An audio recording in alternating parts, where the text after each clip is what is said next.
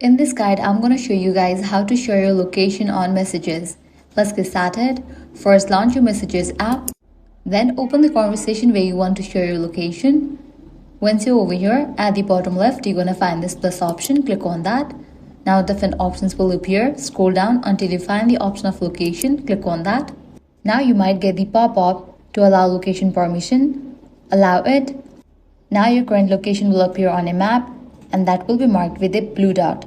If you want to share a different location instead of your current one, tap on the pin icon and move the map to place the pin wherever you want. After selecting the location, tap send pin to share it through the message. If you want to share your live location for a longer period of time, tap on the share option and choose a duration. You can select indefinitely for no time limit, until end of day, or for 1 hour depending on how long you want the other person to see your live location. Once you choose the duration, tap on the blue send icon to share your location to the text message, and that's it.